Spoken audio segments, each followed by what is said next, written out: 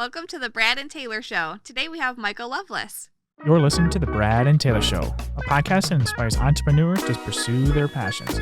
We're sitting down with some of the best to learn how they got started and some lessons they learned along the way. How's it going, Mike?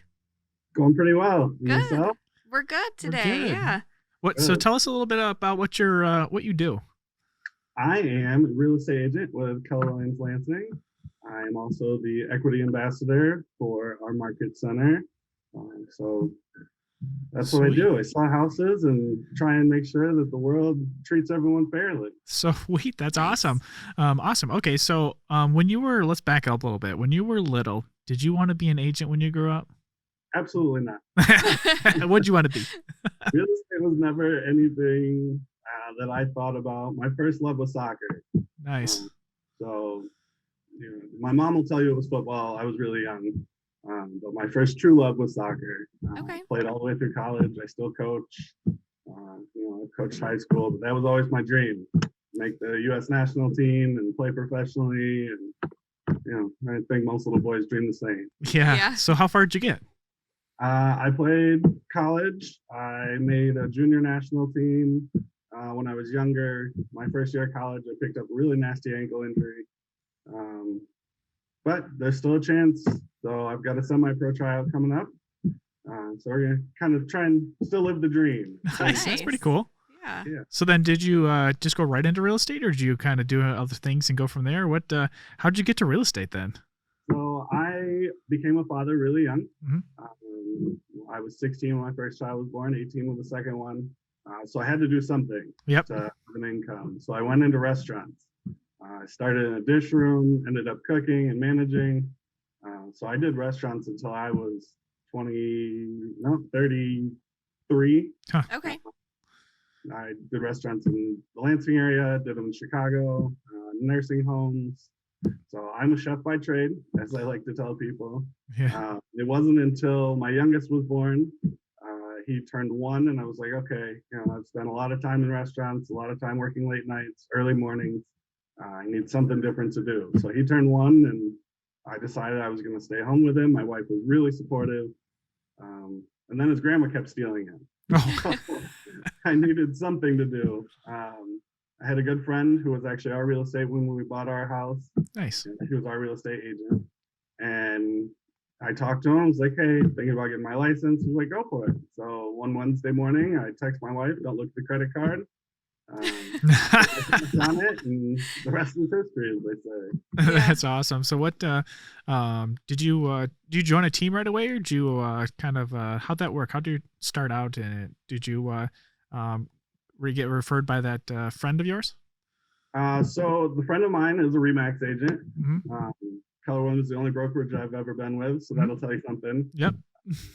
He recommended that I talked to a Keller Williams agent just because of the training that Keller Williams offers brand new agents.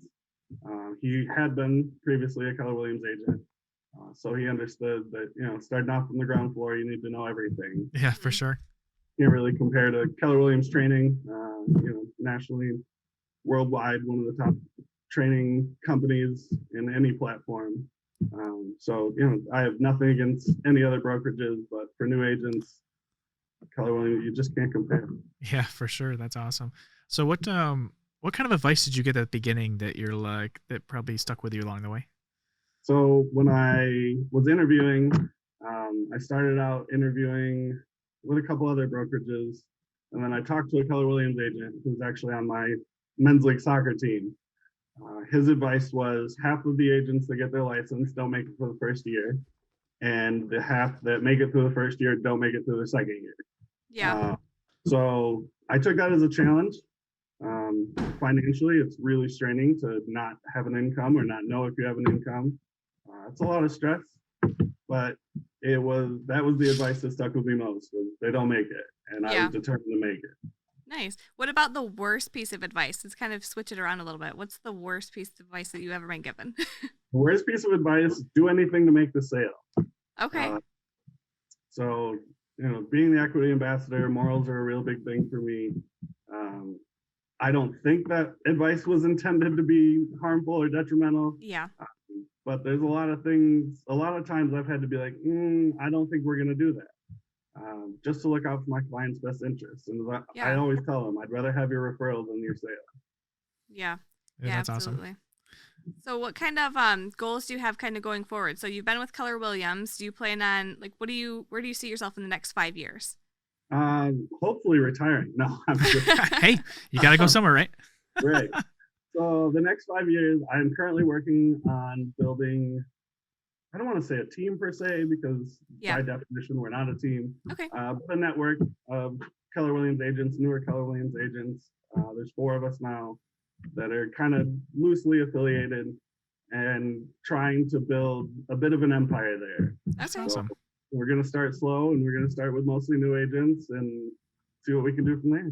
It's Yeah, awesome. that's really cool. So take us back. I'm kind of going backwards again. Take us back to your first transaction.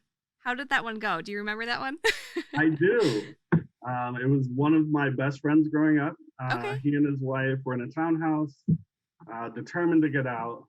They were in a great situation to buy, and we looked at 37 houses, all in Grand Ledge, and I live in Mason, so it's a bit of a hike, and not all on the same day, I promise. Yeah, that's a lot for one day if you did that. Yeah, it was an experience. I gained a lot of experience. Luckily, he knew me, he trusted me.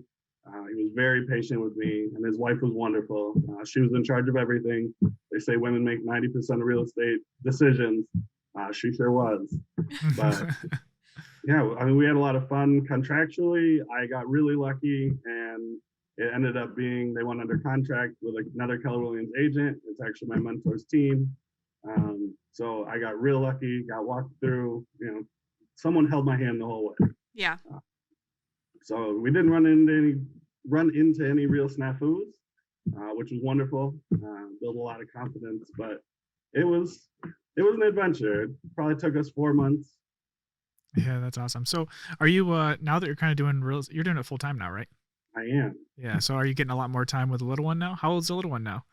He is 2.5. I'm surprised we haven't seen him yet. But I mean, he's here 2 or 3 days a week. His grandma still steals him. And then my older kids are here. They're in school, luckily. I wouldn't be surprised if we saw one of them any moment now. Yeah, it's awesome. almost spring break for them, right? So you gotta Yeah. It is. We're really excited. Time to travel. Yep. Yeah. That's awesome. Good for you guys. So we got a question here. What about, let's say you started all over today with all the knowledge you had, how would you spend $1,000? $1,000 starting over, I would go directly to Facebook ads. Facebook is our gold mine right now. Yeah. A lot of people on social media with the pandemic going on, a lot of people paying attention to social media, lots of issues, but you can sneak a Facebook ad in front of people and they're like, hey, I have time to look at houses. Let's go. Yep, for sure. That's awesome. I'd put it all in the Facebook ads. Yeah. We talked to a lot of people that pretty much have figured out the Facebook ads and are using it a lot. So that's awesome. I'm glad to hear that. That's actually probably what I would do too. So awesome. What would be probably the best book that you've read that gave you a lot of, I guess, good information? I'm a bit biased being a Keller Williams agent, but Gary Keller's Millionaire Real Estate Agent. Yep. Probably one of the best books I've read, period. That's awesome. Rich Dad, Poor Dad. Mm-hmm. 2 of the best books out there for getting started in anything, really. Yeah, that's awesome. I know I read that. I don't know how many times I read the Keller Williams one. it's a pretty good one. I mean, it's definitely all the details in it of all the do this here, do this here, do this here. It's just so perfect. So yeah, it's a step-by-step guide to success. Yep. Yeah. That's awesome. Yeah. What's been your most memorable experience? It can be good or bad if you want to go that route. In real estate, what's been your most memorable? Well, yesterday was a test. Okay. Doing an inspection, and during the showing, so it's a crawl space, during the showing, we didn't really go down there. The hatch opens, you go down the stairs, kind of scary movie-esque. Buyer didn't really have an interest in going down during the showing, and I certainly wasn't going to push the issue. We'll let the inspector handle that. And we ran into a really creepy hole. Looked like you could bury all the dead bodies in it. Oh, no. That was a good one. My best friend was shopping for a house a couple months back, and we went upstairs in an attic, and there was a little room with a lock on it. The lock was undone. We go in, and there's a journal of someone just watching out the attic window, writing down all the things that happened in the neighborhood. So I wouldn't say they were, bad ones. They were just really interesting and made you think. Yeah. Yeah. Did that room sure. in the attic, was it like a finished space or just like a little area to crawl No, into? just or OSB board. Yeah. A hinged OSB door with the close over latch and the padlock. A couple of dolls, some shelves, coloring books, the whole, horror witch movie. Creepy. Yeah. Wow. Yeah, that one's pretty good. Yeah, I don't think I heard one better than that yet. yeah, left pretty quick. Yeah. That's awesome. Well, how can people get a hold of you? You're on Facebook, right? I am on Facebook. Michael Loveless on Facebook or at Loveless Homes if it's easier to search there.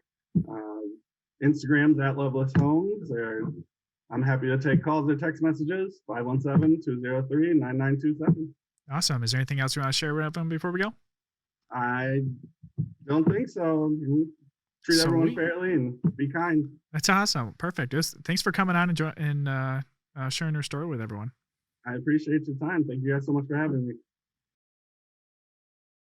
Are these working? There we go. Oh, there we go. I think they're working. Should we tell them? Mine keeps falling. It doesn't like my voice. What do we got to tell them? Subscribe. Subscribe? What do we got to point at? Hey, I think there's a subscription button. Like It might be there. it might be right there too. Somewhere. Somewhere. Find it. It's red. Yeah. And it's Red. blue. It's green. I don't really know. It's a color. This mic isn't even attached. Did you plug these in? Well, I guess. I wonder if they can hear us. Yeah. I wonder if they hear us. Well, we should probably tell them if they can hear us. We should probably tell them also give us a 5-star review if they're listening on Apple. That'd be cool. 5 stars, review. guys. Share it with everybody they can think of. We won't take But- 4 stars. I mean, Taylor, I don't even think these are on. I mean, No, I don't think this is working. This is not working.